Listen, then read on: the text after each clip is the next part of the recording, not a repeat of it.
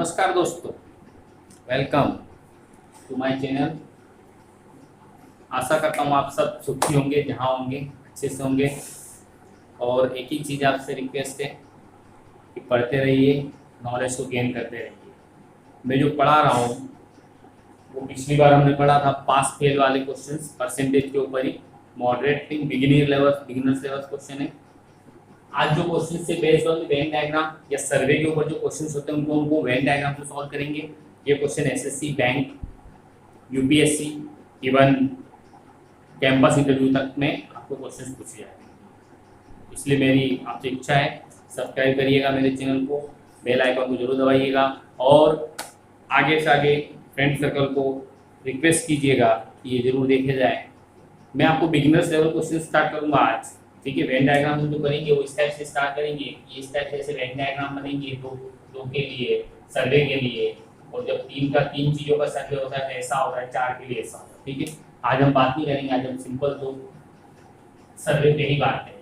चलिए, पहला क्वेश्चन बिल्कुल इजी लेता हूँ जिसमें आपको समझ में आएगा कि क्या चीज़ होता है, बेसिक क्वेश्चन। फिर दूसरा क्वेश्चन सर्वे से स्टार्ट करेंगे। इन ए लाइब्रेरी 40% बुक्स आर इंग्लिश, ठीक है, ओके। तो देखिए टोटल मान लो कि 100 बुक्स थी, तो उसमें से 40% जो है वो इंग्लिश है, ओके। बोला 80% ऑफ द रेस्ट, ठीक है। तो बची कितनी इसमें से 60, ठीक है। अब इसका 80% मतलब 48, 48, ठीक है। ये बोला है Hindi, 80% of the books are Hindi, ठीक है, ये हिंदी है। बची 12 जो बोला है वो बोला है अदर लैंग्वेज, बट ये 12 अदर लैंग्वेज इसमें बोला है 12, बट ये है क्या है 300 books are in the other language, तो रियल में कुछ नहीं है। 12 जो बुक्स है, ठीक है, ये अदर लैंग्वेज है। तो जब 100 टोटल बुक्स थी तो उसमें से जो 12 थी वो अदर लैंग्वेज थी, ये टोटल थी। तो रियल में उसने बोला है कितना 300 बुक्स अदर लैंग्वेज है, तो टोटल कितनी है ये पूछा आपसे, ठीक है। The number of books solve करेंगे 300, ठीक है, इनटू 100 डिवाइड बाय 3 की टेबल में जाएगा तो 100 टाइम्स, 3 की टेबल में जाएगा तो 4 टाइम्स, 4 की टेबल में 25, 2500, 2500 ये टोटल नंबर ऑफ बुक्स होगी। ये क्वेश्चन हम बिल्कुल स्टार्टिंग लेवल के क्वेश्चन कर चुके हैं। अब बात करें हम अपने वेन डायग्राम की, क्वेश्चन नंबर 2, ठीक है। तो क्वेश्चन नंबर 2, इसमें ध्यान रखिएगा, ओनली का मतलब होता है केवल, और केवल ओनली का मीनिंग, और ओनली होता है इसका मतलब होता है उसकी वैल्यू कहीं पे भी नहीं होगी। जैसे बोला है in a class of 60 student 40% can speak only Hindi, ठीक है। तो कोई बात नहीं, ये टोटल स्टूडेंट जो है दिया है 60, बोला है 40%, तो 40% इसका 40% मतलब 60 का 40, ठीक है, गया तो 24 ओनली हिंदी, यही बोला है। एंड 25% कैन स्पीक ओनली, तो 25% इसका 60 का 25, रिमेनिंग का नहीं बोला 25%, ठीक है। 25% हाफ का हाफ, ठीक है, तो 15 हो जाएगा। 15 कैन स्पीक ओनली इंग्लिश, ध्यान रखिएगा जो बोला है वो इसी में ओनली वर्ड बोला इसलिए, ठीक है, बस। अब बोला है rest of student can speak both the language, how many student can speak both the language, कोई बात नहीं। 24 इन 24 ये तो टोटल कितना हो गया 60, ये टोटल कितना हो गया, इसको सम कर दीजिए, ठीक है, हो गया 9, ये हो गया 39, ओके 39, ओके 39 हो गया। अब 39 हो गया, टोटल स्टूडेंट कितना बोला है, rest of student can, how many student can speak English, okay yes. तो 39 हो गया, तो बचे कितने भाई टोटल 60 माइनस 39, 60 माइनस 39 मींस कितना हो गया टोटल, बचा कितना रिमेनिंग 1, और दैट इज 21 जो है वो बोथ, ठीक है, बस। अब पूछा क्या है, how many student can speak English, तो इंग्लिश कितने लोग बोल सकते हैं, 15 लोग तो बोल ही सकते हैं, प्लस 21 जो दोनों लैंग्वेज बोलते हैं बोल सकते हैं, ठीक है। तो योर आंसर इज 36। बोला है कितने लोग इंग्लिश बोल सकते हैं, तो 15 लोग तो केवल इंग्लिश बोलते हैं, कोई बात नहीं, बट 21 लोग जो है इंग्लिश और हिंदी दोनों बोलते हैं, इंग्लिश बोलते हैं इसमें भी इंक्लूड होंगे, तो टोटल 36% जो होंगे वो दोनों लैंग्वेज बोलेंगे। ये ओनली से नहीं। चलिए क्वेश्चन नंबर नेक्स्ट, इसको वेन डायग्राम से भी कर सकते थे, अब मैं वेन डायग्राम की बात करूंगा। Question number 3, question number third question की बात करें।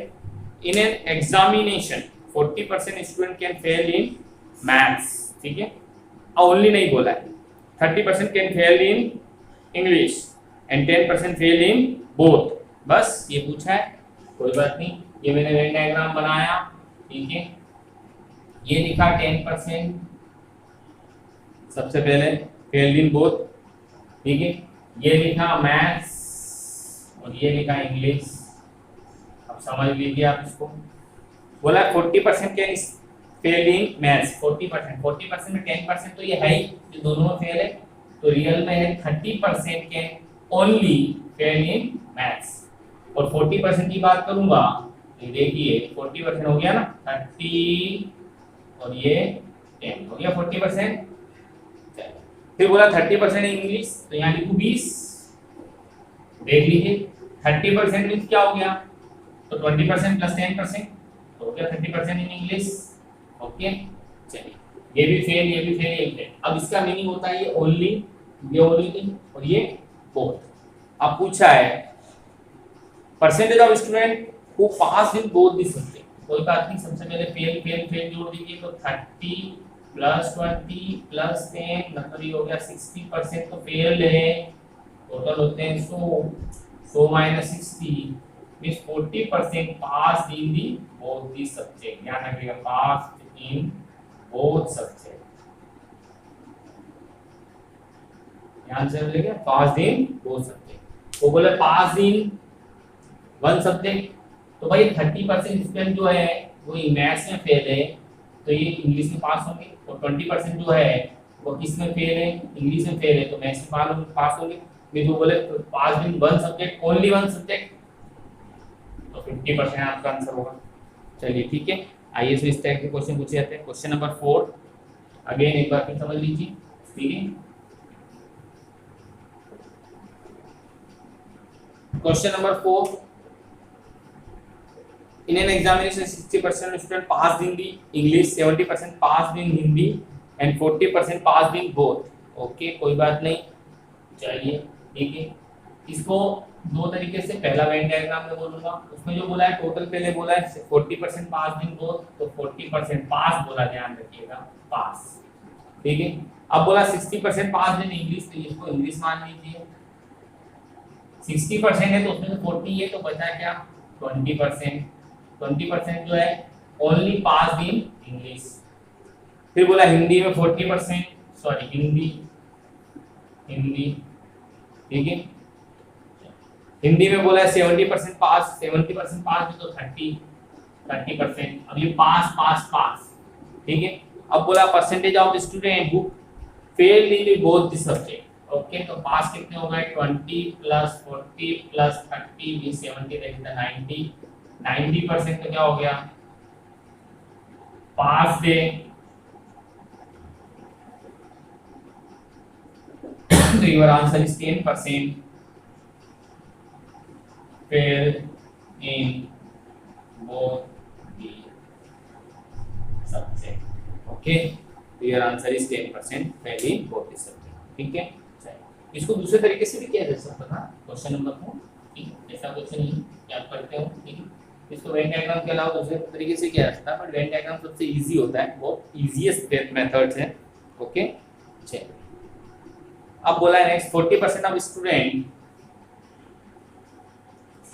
इन कॉलेज प्ले बास्केटबॉल, ठीक है। क्वेश्चन नंबर 5 की बात करें, क्वेश्चन नंबर 5,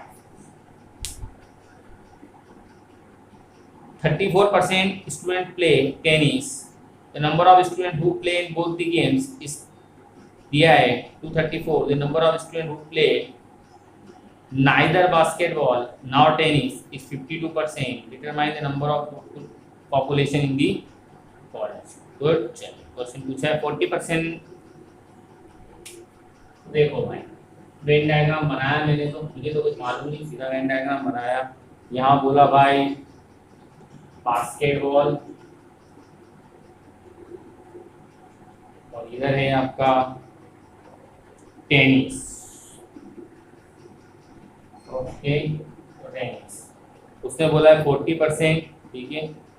अब बोला है ये 40%, तो ठीक है, ये 34%, ये टोटल है 34% होना चाहिए। और बोला है 230 नंबर ऑफ स्टूडेंट प्ले 234, ठीक है। नंबर ऑफ स्टूडेंट, ठीक है, who neither basketball nor tennis is 52। 52 जो है वो neither basketball nor tennis, ठीक है। तो neither basketball nor tennis, जो बास्केटबॉल टेनिस दोनों नहीं है, तो देखिए ये 60% हो गया। नॉट के लिए क्या हो गया भाई 60%, ये 34 था, 100 में से माइनस कर दिया इसको, तो नॉट के लिए कितना हो गया आपका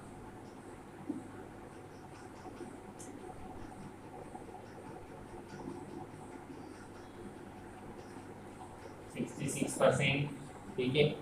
और बोला 52% जो है वो नहीं खेलते कोई भी, ये भी नॉट है, और वो दोनों के लिए 52 में से 60 में से गया कितना बचा आपका, ये आपका 8%। ओके, 8% जो है वो सिर्फ बास्केटबॉल नहीं खेलते सिर्फ, है ना। ओके, 66 में से गया इधर, 52 में से वापस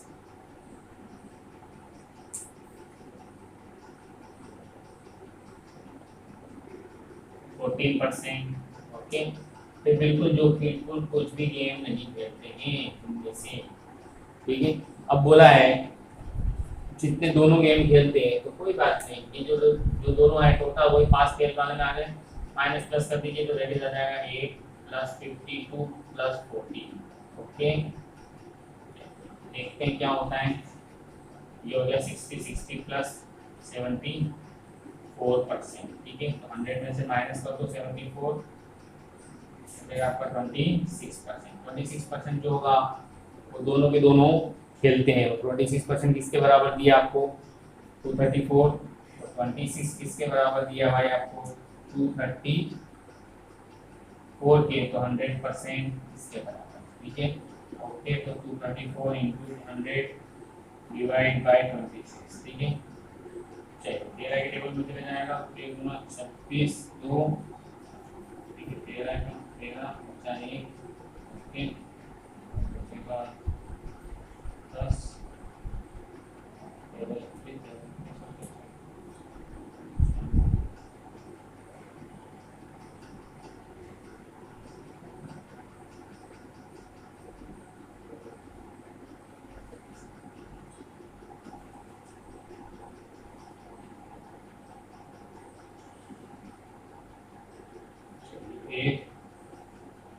ओके हो गया, ये हो गया 9, मीन्स आपका आंसर आ गया 9, ठीक है। तो आपका 900 हो गया, बिल्कुल इजी मेथड था। ये आपको मैंने इसलिए ऐसा सिखाया, नॉट निकालना भी आना चाहिए। ये 40% होता है टोटल, तो उसमें 60% नॉट, टोटल 34% टेनिस खेलते हैं, 100 में से माइनस कर तो 66% जो है टेनिस नहीं खेलते टोटल में से, ध्यान रखिएगा। इसलिए मैंने इसको स्टेप से बताया आपको, ठीक है। ओके, आई होप आपको समझ में आ गया होगा क्वेश्चंस पूरे के पूरे।